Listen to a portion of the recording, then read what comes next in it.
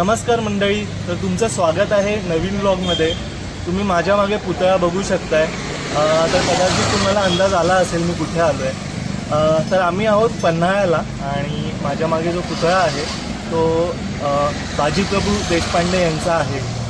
तुम्हाला पन्हाळ्याचा इतिहास तर माहिती असेल, आपण इकडची भटकंती करताना त्याची माहिती देऊ।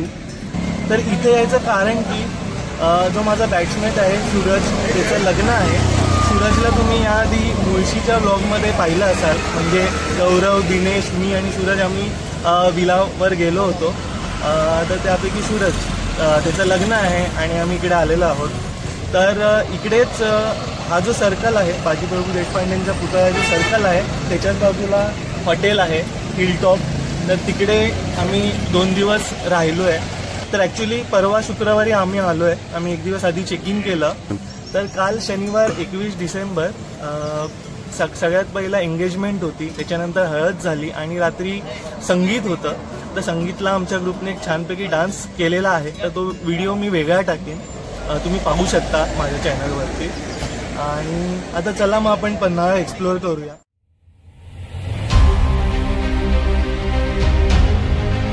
हॉटेल हिलटॉप पन्हाळ्यामध्ये राहण्यासाठी एक उत्तम हॉटेल आहे। अंधार बावडी आणि 3 दरवाजा येथून एकदम जवळ आहे। आम्ही ज्या रूममध्ये राहिलो आहोत तेथून अंधार बावडी एकदम स्पष्टपणे दिसते।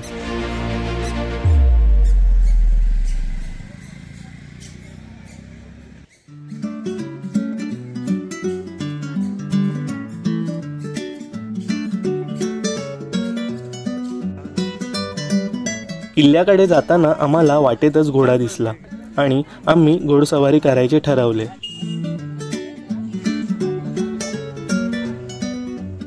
श्रियाकडे खेळण्यातला घोडा आहे ज्यावर ती खूप खेळते, पण इतक्या लवकर खऱ्या घोड्यावर बसायचा योग येईल असं वाटलं नव्हतं, ज्याचा तिने खूप आनंद घेतला।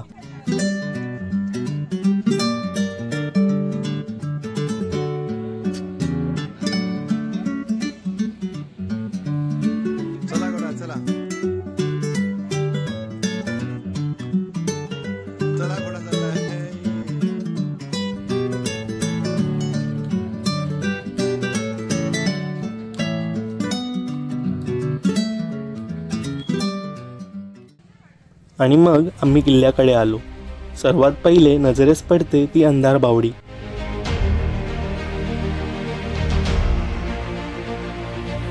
त्या काळात जेव्हा किल्ल्याला वेढा घालायचे तेव्हा किल्ल्याच्या मुख्य पाण्याच्या स्तोत्राला विषारी बनवायचे। त्याचा प्रतिकार म्हणून ही लपलेली विहीर बांधली होती। असंही म्हणतात की या बावडीमधून किल्ल्याच्या बाहेर पडायला भुयारी मार्ग होते। समुद्रसपाटीपासून 845 मीटर उंचीवर असलेला हा किल्ला कोल्हापूर शहरापासून 20 किलोमीटरच्या अंतरावर आहे।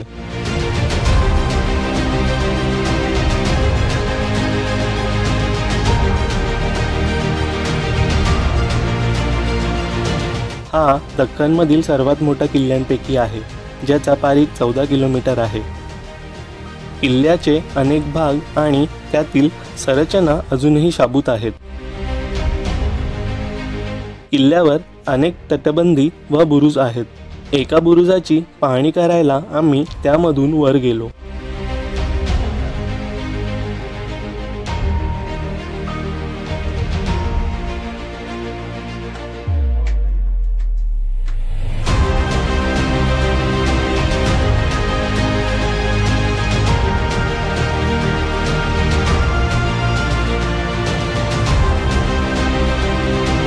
आणि किल्ल्याचा उंच भाग असल्यामुळे येथून पूर्ण किल्ला नजरेस पडत आहे। सो आम्ही आलो आहोत पन्हाळगडावरती। ॲक्च्युली हा जो पूर्ण एरिया आहे हा पन्हाळगडच आहे। आता इकडे सगळ्या गोष्टी कमर्शियलाइज झालेल्या आहेत, पण इकडे पाहण्यासारखे म्हणजे किल्ल्याचे खूप काही अवशेष आहेत। तर आता आम्ही आलो आहोत 3 दरवाजाच्या इकडे। 3 दरवाजाच्या वरती एक बुरुज आहे, तिकडे आम्ही उभे आहोत आणि इथून पूर्ण पन्हाळ्याचा खूप छान व्ह्यू दिसतोय। व्हॅली आहे। ॲक्च्युली थंडीचं वातावरण असल्यामुळे फॉग वगैरे खूप आला आहे, खूप ढगाळ वातावरण आहे आता इथे आणि व्ह्यू खूप छान दिसतो इकडून।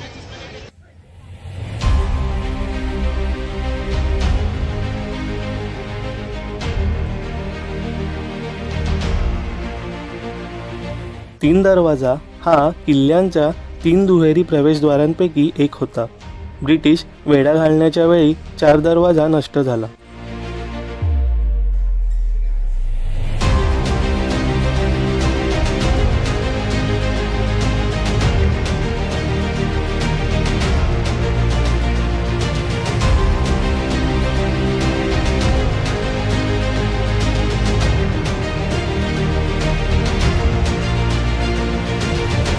हे एक दुहेरी प्रवेशद्वार आहे ज्यामध्ये एक अंगण आहे ज्यावर तोरण आहेत.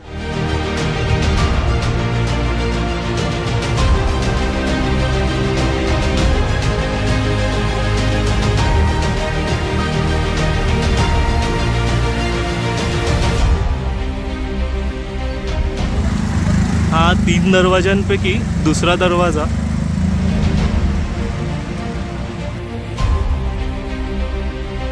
चला यापुढे मित्रांबरोबर गप्पा गोष्टी करत किल्ल्याबद्दलची अजून माहिती जाणून घेऊयात.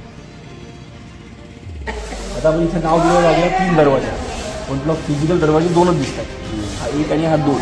ठीक आहे. ह्याच्या खाली 3रा दरवाजा पण होता. तिथे पडला म्हणजे किंवा ओढू पिरियड पडला. हे 3 लेवल ऑफ डिफेन्स असतात.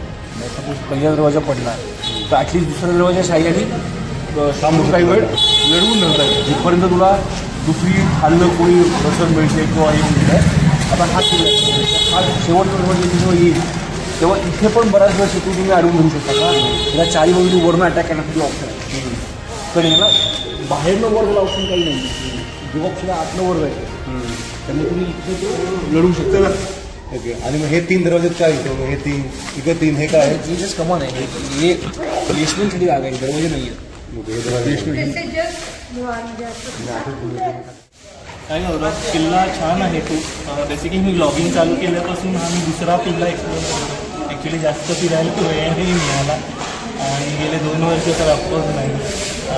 तर एक मला सिरीज करायची होती महाराष्ट्रातील गड किल्ले. सगळ्यात पहिला मी मुरुड जंजिरा केला जो बेसिकली माझा नेटिव्ह प्लेस आहे आणि हा पन्हाळा मी दुसरा करतो. तसा बघायला गेला तर शिवाजी महाराजांचे जे किल्ले आहेत त्याच्यातला हा पहिला किल्ला मी एक्सप्लोअर करतो आहे. कारण जंजिरा हा मराठ्यांना कधी मिळवता नाही आला. कायम याचा कधी आलाच नाही. आता या किल्ल्याचं म्हटलं तर या किल्ल्यामध्ये बरेच ऐतिहासिक प्रसंग जितके मला माहिती आहेत तितके खूप होतं. मी ऑब्वियसली अगोदर पण बोलला असेल की बाजीप्रभूंचं जे शौर्यगाथा आहे की इथलं त्यांना विशाळगडाकडे घेऊन जातात 300 लोक. आता त्याच्यामध्ये पण एक माणसाचं नाव लोक विसरतात किंवा घेत नाही, शिवाकाशी. बरोबर. आता जेव्हा आय थिंक शिवाकाशीचा इथे खाली पुतळा येस, जेव्हा पन्हाळ्याला एंट्री करतो आपण तर सगळ्यात पहिला शिवाकाशी यांचा पुतळा आहे. ओव्हर द पिरियड शिवाजींचं जे म्हणजे पराक्रम होतं त्यामध्ये शौर्य होतं पण त्याच्यामध्ये शिताफी पण तितकीच होती. आता हे जे या वेड्यातनं जेव्हा ते बाहेर पडले तेव्हा म्हणजे सैन्याचं शौर्य आहेच की त्या लोकांनी थांबवून धरलं, पण तो जो विंडो पिरियड त्यांना हवा होता त्यासाठी शिवाकाशीची फार म्हणजे शिवाकाशी असं म्हणतात की तो शिवाजीचा नाभी होता आणि त्यांनी शिवाजीसाठी दाढीवर राखली होती आणि तो शिवाजी म्हणून ह्याला जेव्हा भेटायला गेला होता असं दाखवायला की आम्ही तुमच्याशी कतल करतो. तो काय सैन्य गाफील राहील आणि शिवाजी बाहेर पडू शकतो. सो म्हणजे आपण जेव्हा शिवाजींचे किल्ले म्हणतो शिवाजी आपल्यासाठी फार मोठं दैवत आहे किंवा पण त्याच्याबरोबरचे जे काही मावळे आहेत त्यांचं पण तितकंच त्यामध्ये जे आपण विसरत राहणार. तेव्हा त्या रात्री गेले बाजीप्रभूंनी पावन किल्ला लढवलं तर बाजीप्रभू होते आणि बांदल सेना होती. तर डेफिनेटली त्यांचं पराक्रम आहेच. आणि दुसरी गोष्ट या किल्ल्याबद्दल सांगायची तर फर्जन यांच्याबद्दल त्यांचं नाव कोंडाजी फर्जन. येस. तर त्या काळी म्हणजे सर्जिकल स्ट्राईक आपल्या इंडियामध्ये आत्ताच नाही होत आहे. हा कन्सेप्ट शिवाजी महाराजांच्या काळापासून आहे. म्हणजे फर्जंदांनी काहीतरी 50 की 60 सैनिकांना घेऊन परत हा फोर्ट रिकॅप्चर केला होता. हा फोर्ट बेसिकली जेव्हा पुरंदरचा तह झाला तेव्हा हा फोर्ट परत मुघलांकडे गेला होता पण हा फोर्ट काय म्हणतात ना, महाराष्ट्राच्या बॉर्डरला असल्यामुळे हा फोर्ट खूप महत्त्वाचा होता. कारण खाली इकडे कर्नाटक सुरू होतं, त्याच्यानंतर पुढे गेल्यानंतर. त्यामुळे हा बॉर्डरचा खूप महत्त्वाचा फोर्ट असल्यामुळे हा कॅप्चर करणं फार गरजेचं होतं. आणि तेव्हा 60 लोकांना येऊन कड्याकडनं ती लोक रात्री चढली, रात्री सरप्राईजने अटॅक केला आणि तिकडनं म्हणजे तो फोर्ट कॅप्चर अशी स्टोरी. आणि yes, Kolhapur is the second capital after Satara, म्हणजे शिवाजी महाराजांच्या सो काय झालं, शिवाजींच्या 2 मुलांचं नंतर 2 साम्राज्य आली, एक राजाराम महाराज आणि एक संभाजी महाराज. तर संभाजी महाराजांची पुढे गादी सातारा राहिली आणि राजाराम महाराजांची पण नाही म्हणता येत. राजाराम महाराजांच्या पुढे म्हणजे ताराराणी, या ताराराणीच्या 4थीचा मुलगा शाहू महाराज नाही, शाहू महाराज इकडे, कोल्हापुरात. शाहू महाराज इकडे. शाहू महाराज खूप, तू जे शाहू महाराज म्हणतोय ते खूप पुढे आले. मित्राचा लग्न सोहळा आणि कमी वेळ असल्यामुळे पूर्ण किल्ल्याची भटकंती करता नाही आली.